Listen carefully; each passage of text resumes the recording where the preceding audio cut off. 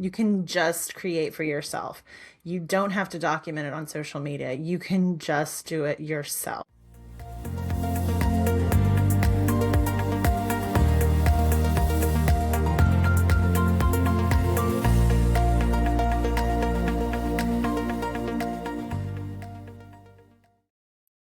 Hey there, welcome back to the Glow Up Revolution podcast. I'm your host, Megan Winkler, and I am so glad you're here, as with every week. I know I say that pretty much every week, or maybe every week, and it remains true.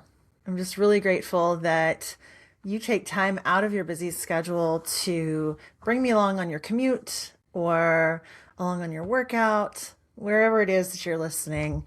You're just the best. I want to start off today with an acknowledgement that there's a lot of really hard stuff happening right now.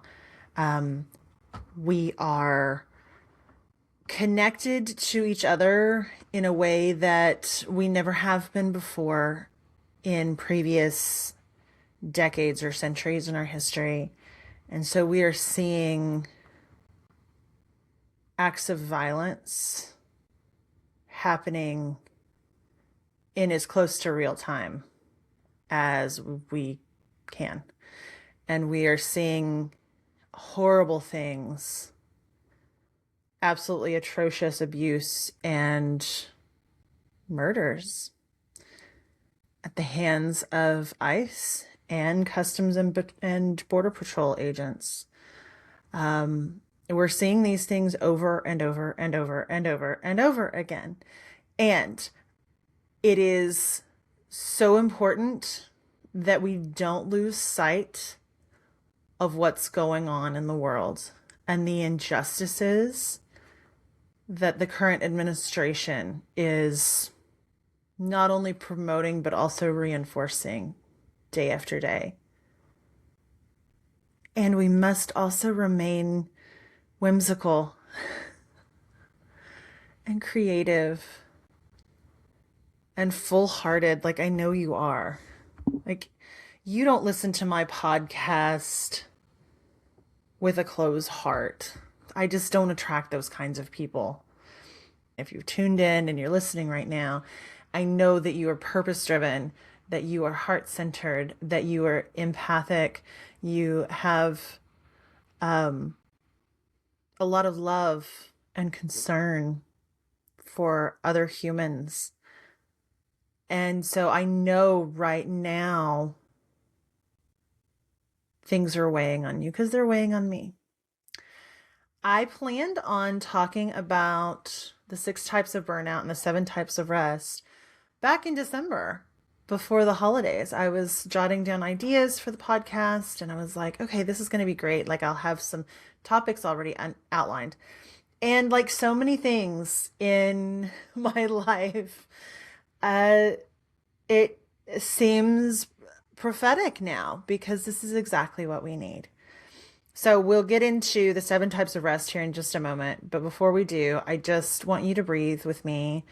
Just a big deep breath in through your nose and sigh that out your mouth. Because we collectively and individually need it.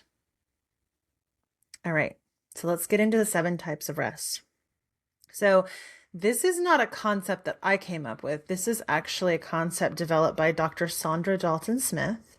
She is an MD, and she is the author of Sacred Rest, Recover Your Life, Renew Your Energy, Restore Your Sanity. I love that title and subtitle. I think it's great. It's so interesting to me because I'm reminded of, and I've been reminded of the book Big Magic several times over the past week. And so I think I need to reread it. And in it, Elizabeth Gilbert talks about how creativity, and I'm going to add the word innovation here, seeks people out to bring it into existence. In 2021, she was having a TED Talk about this, and I'll read a fun quote from her because I think it's really important. Anyway, around the same time, I had not heard of her. I had not heard of the 7 types of rest, and I was in a group coaching program where we met on Mondays and Thursdays, and I made it a point to go to both meetings throughout the week. And I would sit there and like doodle and journal and allow ideas to just kind of flow in. As a generator, for me, being in a group of people helps to kind of inspire new ideas. And I actually have a picture around here somewhere of the 6 different types of burnout, because it just kind of occurred to me as I listened to the other participants in the group about, what they were stressed about, what was burning them out, all these things, that it was like, oh, wow, it's like among these dynamics, right? And so then when I was writing my book, a little bit before I dived into all of that, I came across the 7 types of rest. I'm like, well, isn't that interesting? Because Dr. Dalton-Smith developed these 7 types of rest, and I independently was looking at the 6 types of burnout. And you're going to find that a lot of them are the same, like named the same. For instance, she's got physical, mental, and emotional, social. All right in there, and spiritual, like all right in there. So she's got a couple of different types of rest, but literally 5 of my types of burnout have a type of rest that you can correlate. So I just marvel at that. I think that's really cool. The quote that I want to read to you is from her 2021 TED Talk, and she says, "We've incorrectly combined the concepts of sleep and rest, and in doing so, we've dumbed down rest to the point that it seems ineffective." And I think that's really interesting. So when I talk to clients and I ask them, like, how are you resting? They'll be like, well, try to get 8 hours of sleep at night, and sometimes I take a nap. That is one kind of rest. And in fact, that's the first kind, which is physical. So physical rest includes sleeps and naps, but it also includes things that are more active. For instance, massage, like actually getting body work done on you is a type of physical rest, because you're getting like those knots out. You're getting those emotions and that stress out of your body. Stretching, doing a lot of like soft workout things. So like yoga, and I'm not talking like hot yoga. I'm not talking fast yoga. I'm talking chilled out yoga. Tai Chi, some of these soft, flowing types of workouts bring us physical rest. The second type of rest is mental. So this can come in the form of low stakes, mindless tasks. Like instead of trying to read a book or trying to learn something new, you're instead doing things like laundry or dishes or coloring in a coloring book. Because we're so used to moving and doing and taking in information and keeping our hands busy that sometimes we just need to have these little mindless tasks, right? Mindfulness techniques, so breathing exercises, mindful eating, walking meditations, these are all super helpful. Meditation itself, so whether you do a guided meditation or you just do like a quick little 5-minute breathing meditation, that can super help. And then simple creative tasks like building a puzzle, doing some cross stitching or crocheting, as long as it doesn't stress you out, because crocheting stresses me out because I want to get it perfect. So doing something that is low stakes, creative, mindful is going to bring you that mental rest. And if you remember back to last week's conversation, mental burnout happens when we are really pushing ourselves to learn new things, be innovative, be creative, like do a lot of the thinking meat stuff. And yes, I just called your brain thinking meat. Doing all of these intense things, these tasks that usually are pretty high stakes. So doing the opposite of that, doing some mindless tasks that move things forward for you. Like you get your laundry done, you get the dishes done, maybe you clean the toilet, whatever. But it gives your brain a break because you don't have to think through it. You just kind of do it. The next type is emotional. So this should sound familiar. Remember, we talked about emotional burnout last week.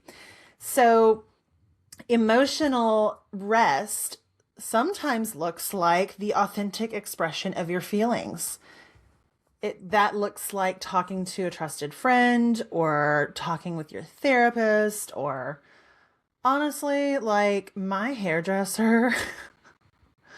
I get to see her soon, and I'm so excited because I genuinely adore her. She is so fabulous. We have a lot of the same values, and I definitely don't trauma dump on her, but I also like she'll ask me questions about life or family or work or whatever. And I feel like that's a safe space. And I think we ladies have always done that with our hairdressers and estheticians and nail artists and all of these people that help take care of us. And in a way, that's combining emotional rest with some physical rest, right? Because a head massage when you're getting shampooed, oh, it's the best, right? Emotional rest also looks like processing your emotions with a friend or therapist, saying no to emotionally intense activities, or setting a boundary with emotionally intense people. So if you have a family member or a friend or, a coworker that you have to work with that is just, it's a lot, setting those boundaries can really be helpful. And then also turning your phone on do not disturb. Put it in airplane mode for a little while. Last year, there was probably a 6-week period where I just felt overstimulated. And for me, that overstimulation can lead to burnout. So I was like, okay, we're going to nip this in the bud.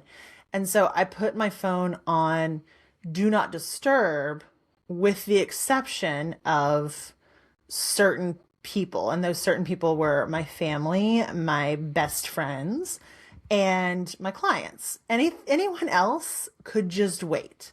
So the political texts weren't getting through, the sales emails weren't getting through. I mean, they were being delivered, but I wasn't getting the notification on them, right? I was in D&D, and so those texts waited for me. I could deal with them all at once, all of that. I didn't have sound notifications on for any of my social media accounts. I'm like, all of that can wait. And that really, really helped me kind of come back to myself and not hit that burnout point. The next type of rest is social. Again, here we go. I love it. I love that these two concepts were happening around the same time, or at least Dr. Dalton-Smith was getting that recognition, like with that TED Talk and all that at the same time. Please don't quote me on the dates that she wrote the book or when she started this work, because she is an MD and has been doing this for a long time, and I don't want to take anything away from her.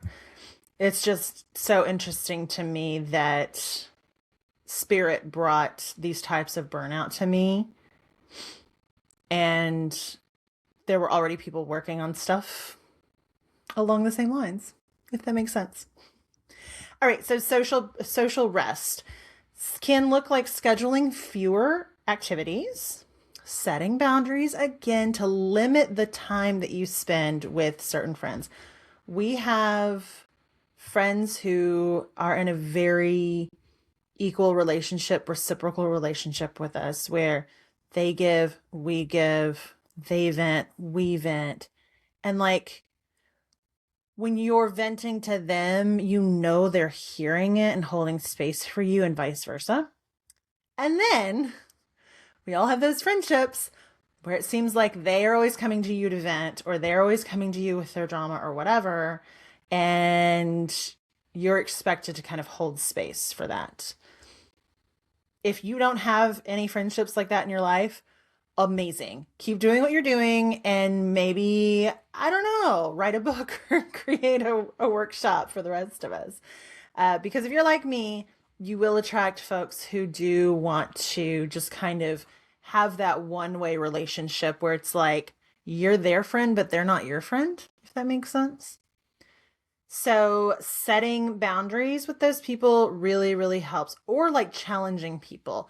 I've recently met someone who has a lot of anger. And so we're actually working on a project together in a large group of people. And I have to limit my exposure to this person because they have a lot of anger and resentment about things that have nothing to do with me or our partnership or the project that we're working on or the people that are in that project. It's outside of that. But that anger and resentment comes in to just conversation styles and tone. And so I have to be very mindful of the fact that I can't be around that person very often or for a long period of time because I want to start fighting. And I'm not a fighter. I'm a lover, not a fighter. So really making sure to limit those times with challenging people if you possibly can. Also, fostering supportive and meaningful relationships really helps to bring that social rest because you are supported, you are held, you are loved. Like life is good. Sensory rest is one that I love and can be used when you're experiencing any type of burnout. Sensory rest would be tech breaks, or like I was saying earlier, putting your phone on do not disturb or only letting specific people kind of through that tech boundary. It's getting outdoors. It's not multitasking. A lot of times you see people will go on a nature trail to work out and get their steps in, and they're listening to whatever it is, podcast or audiobook, and maybe that relaxes you. But I encourage you, if you're one of those people that does that, what happens if you go on a walk and it's just you and nature? Or if you have a tendency to multitask in your job, what happens if you, instead of chasing all the little side quests that pop up during the day, you just kind of write those down to come back to later and you focus on the one thing, just one thing. And another way you can do it is quiet time in a dark room or a dim room without your phone. So taking a bath without your phone, without a book, just being in the bath, listening to the messages from your guides or the universe or your angels or whatever works for you, your intuition. We have blackout curtains on every window in our house. So when things just get too much or the sun gets too bright or whatever, we can just pull them closed and done. So that's a big one.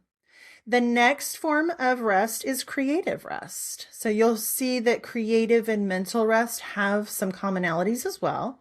It's what I love about Dr. Dalton-Smith's types of rest is that there is overlap in some of these, and it just helps us to kind of lean into what we need when we need it.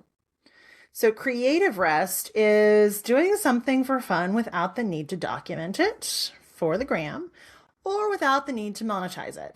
I saw an article recently where someone was talking about the fact that, with Etsy and when that came about, suddenly we tried to monetize all the hobbies. And it's like you would have somebody that loves to do watercolors or create candles or make little homemade soaps for their friends and their family members. And then somebody said, oh, you can make money with this. And suddenly they're up all night making stuff in their kitchen and they're overwhelmed because there's this pressure to make money with it. Not to say you can't do it. I'm not bad mouthing any business or any person that's like, hey, I want to go make candles or oils or whatever in my kitchen. I'm just saying you don't have to. You can just create for yourself. You don't have to document it on social media. You can just do it yourself.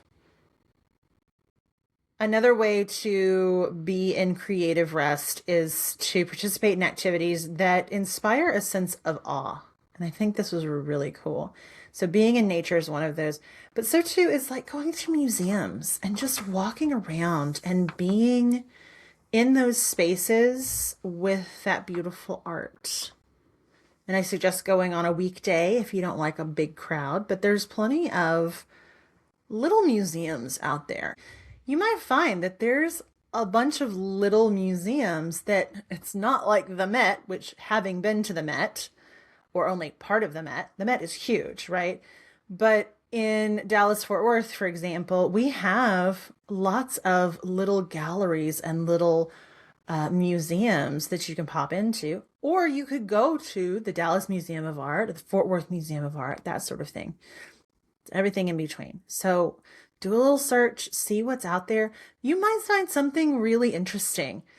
For example, when we were in New Orleans one time, we actually came across the Pharmacy Museum, and it was a museum about the early pharmacies in the United States and in New Orleans specifically.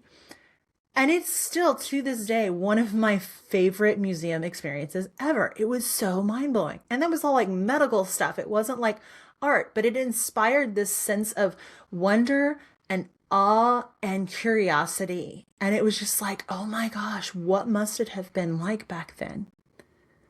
Not to mention the fact that they had things like opium in tampons. And that was right across from like the big leech urn. So, it was really interesting because it was just like, oh, you could just like conjure up these stories in your mind about the people who had just this kind of thing for their medicinal solutions and what that must have been like, what the city must have been like then. And also it felt a little like, it was like stepping into an apothecary. And it's like, okay, you can see like science and witchcraft aren't that separate from one another. So get on to Google and find yourself a museum to go to. I encourage you, go to a petting zoo or, an aquarium or something like that. We've got a beautiful aquarium here in Dallas that there's no big whales or anything like that. I have a big conflict with, whales and dolphins being in captivity, but you go to the aquarium and it's like you see like the cool snakes and the lizards, and they have an aviary, and they have penguins who have been injured that they nurse back to health at the aquarium, and it's just like you get to go see some penguins. So definitely allow your values to guide you on your experience, but get out and do something like that. It's going to help so much. And then finally, spiritual rest. Again, there's spiritual burnout. So filling your cup, stepping away from the rigidity of a religion or even a family member who tells you things like you're going to hell for whatever. Getting away from those people for a while. Reading inspiring stories. One of the best books I read last year, and I'm going to say, yeah, I read it. It was an audiobook, and it was The Third Gilmore Girl by Kelly Bishop, and she actually read the audiobook, and so it was beautiful to listen to her voice. And what an inspiring story she has. So find a memoir, read that, take some time in quiet with non-goal oriented prayer or meditation, just sitting with your guides or your goddesses or God or spirit or your ancestors and just talking and just listening and just doing it for yourself. And what really came through as I was digging into the 7 types of rest for this episode is that rest has a lot in common with not being goal-oriented. So, if nothing else, this week, I encourage you to do something for the hell of it. Don't do it for Instagram or TikTok. Don't do it for making money. Just do it because you want to do it. So if that looks like dancing by yourself in your living room, or going to a museum, or going to get an ice cream or a coffee by yourself, if it looks like reading a smutty book, if it looks like binge watching, I don't know, Resident Alien on Netflix, which if you haven't seen Resident Alien, I highly recommend you do. Like, just, it's okay to just do things that don't have a goal or a time requirement attached to them. It's not all about achieving. Sometimes it's just about being in alignment and taking care of yourself, especially when it feels like the world's falling apart. So, I hope you enjoyed this. Feel free to go back. Obviously, listen with a journal beside you, take some notes. And I encourage you to look into Dr. Saundra Dalton-Smith's work on the 7 types of rest and really digging into that for yourself to find what works for you. Thank you so much again for tuning in. I'm so grateful for you. Y'all just delight me. Thank you for being a member of the Patreon. My free members and my paid members, y'all are amazing. You can find the link to that in the show notes, but you can just go to Patreon and look for the Glow Up Circle. And I would love to connect with you there. I'm also on Instagram at It's Megan Winkler, and you can find all of my links and all the things at meganwinkler.com. Let me know if you have any questions, any podcast ideas. If you know somebody that would be a wonderful guest for the show, let me know. Comment in one of the places or send me an email at hello@meganwinkler.com. And I would love to hear from you. Thank you again for being here. I hope you have a wonderful second week of January, and I am cheering you on. Until next time, my friends, stay magical. Bye-bye.